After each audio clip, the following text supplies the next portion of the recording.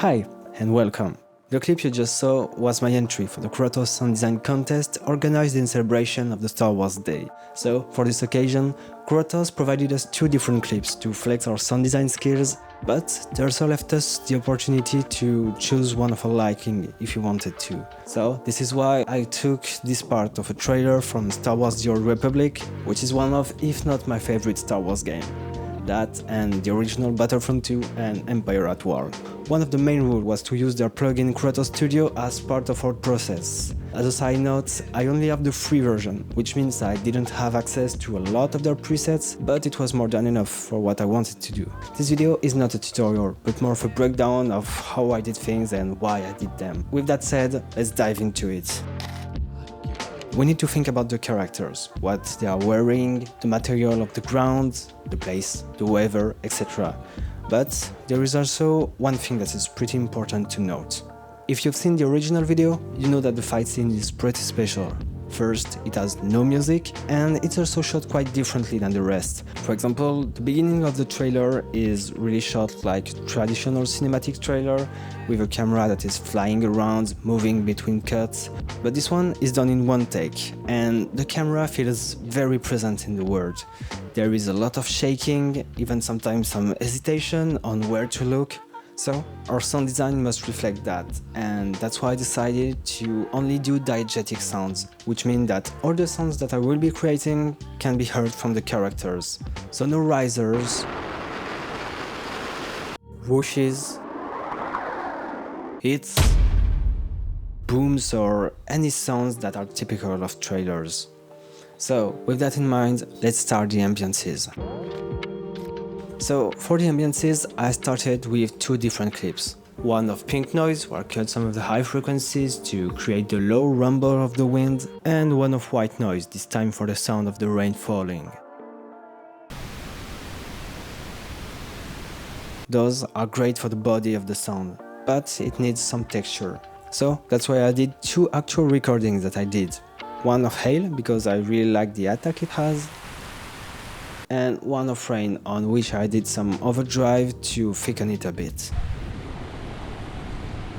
Then I did a recording of sausages cooking, because I always wanted to try the bacon instead of rain thing, and it sounded pretty good.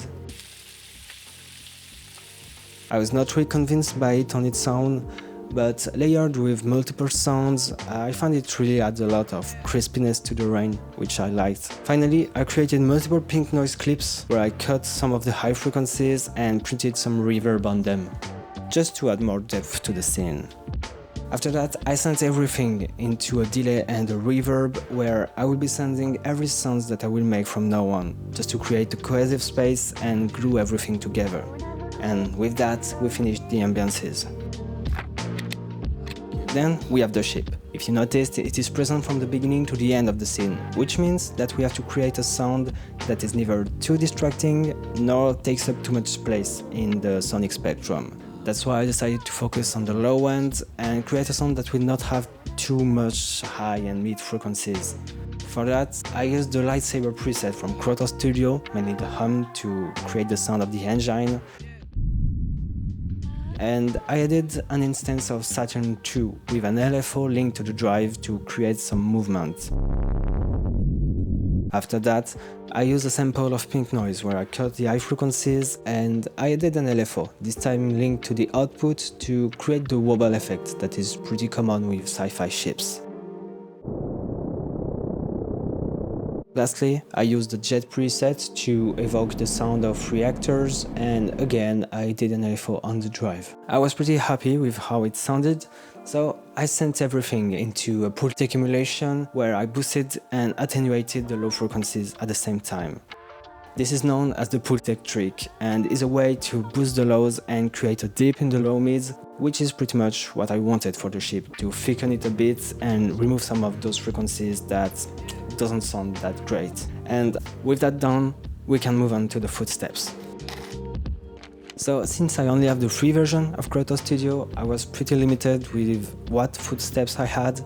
Luckily, all the characters seemed to wear boots, so the urban boots preset was pretty much what I needed for it.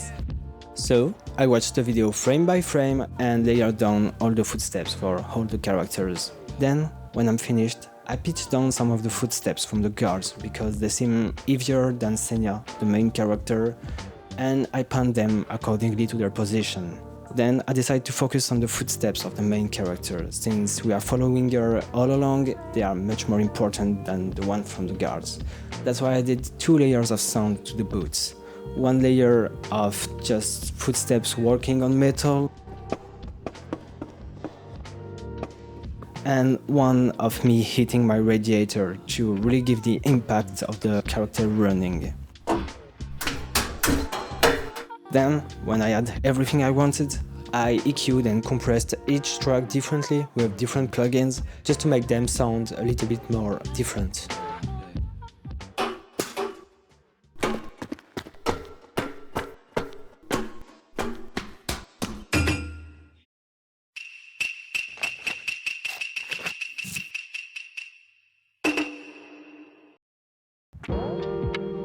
Here we are doing everything except the lightsaber blades. Right at the beginning we get the lightsaber hilt. So I used this one, a handle for pans, and I just moved it like that in front of the microphone. I then cleaned some of them with isotope RX because it had a high-pitched noise that I didn't like in it. Then I pitched down or up some of the sounds till I had something that I really like. After that, there is the thing opening. I don't know what it is, but I just recorded that. And I layered it with some knives scraping on one another. And I actually had a little happy accident with those, because I had my overdrive plugin on my track and the sound of the knives was a little bit too late, only by a few frames. And I had too much overdrive, and it gave me this.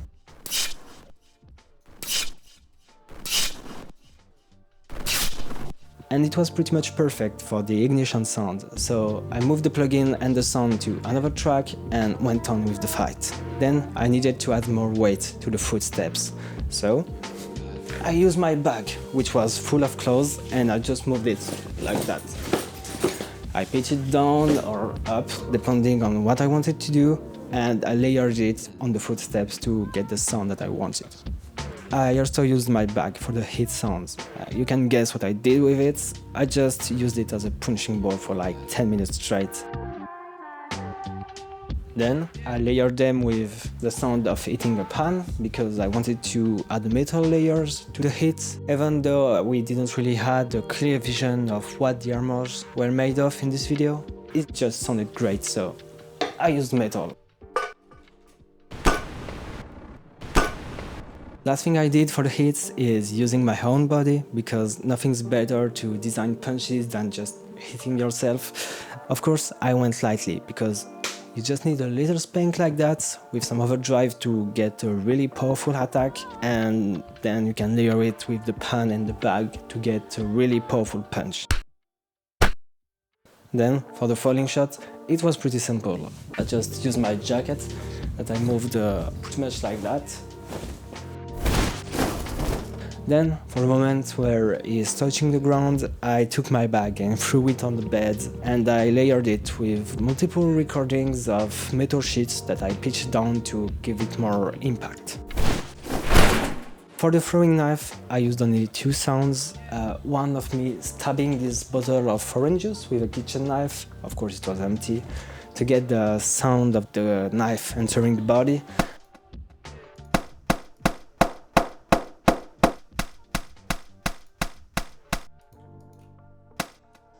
And I layered it with a sound of wet sponge being pressed for the flesh and the blood.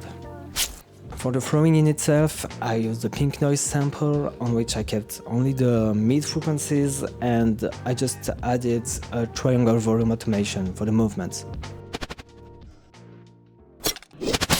If at this point you didn't notice that I like using noise samples for sound design, for the thunder at the end, I used only that and layered multiple pink and white noise samples, going through some overdrive and reverb. I'm not really gonna go in depth about it, because I think it deserves a full tutorial.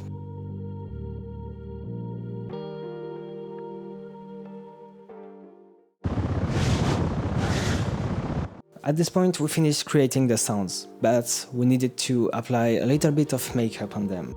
First, I used a transparent compressor with just a few dBs of gain reduction and a slow attack to let the transients go through. That way, it will even out things a bit and glue every sounds together. Then, I set up a Pro Q3 with pretty much the same curve as the Pultec, just to affect the transients and get the hits to sound more full while not affecting too much the rest of the sounds. Then I used an 1176, which is anything but a transparent compressor. I set it up in British mode, which is selecting all the ratios at once to get a pretty unique saturation very specific to that compressor. I also shortened the attack and the release to get the pumping effect and really smash the sound. Of course, this is way too much, and that's why I automated the dry-wet knob to control when I want more compression and when I want less of it. This is a great way to add some punch to your sounds, but I still felt like it was missing something. This is why I used the Disc-Tube Culture from Arturia, which is a great sounding saturation plugin on which I kept the mix at approximately 40% because I wanted the effect to remain pretty subtle and not destroy the whole mix.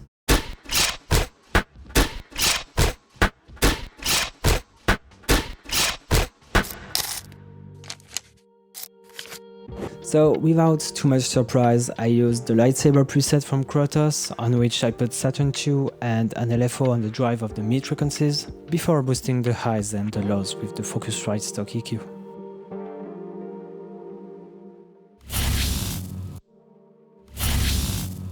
So for the ignition, I brought back the little happy accident I had from earlier and modified it a bit to sound more cohesive with the lightsaber preset.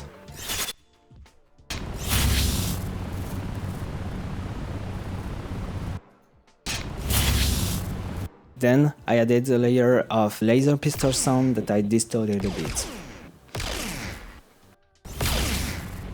I went in great details for the close-up, but for the drone shot I just used some laser pistol shots and some clashes. For the blade shot, again I just used the lightsaber preset on which I cleaned some of the electrical noises because I didn't really like them. And I moved Senya's blade to another track without effect so that it would sound a little bit more different. At this point it was pretty straightforward. I stacked multiple layers of clashes with some pitch down, some pitch up, some with distortion and overdrive. I also added the occasional reverse for when the lightsaber is turning off. And at the end I added a sizzling sound from the fire preset for when the blade is going through the ground and the guy. And at this point, I was finished with the lightsaber. Except this is what I would say if I was really satisfied with what I got. I didn't really know what was missing, so I did the unthinkable and checked the original version.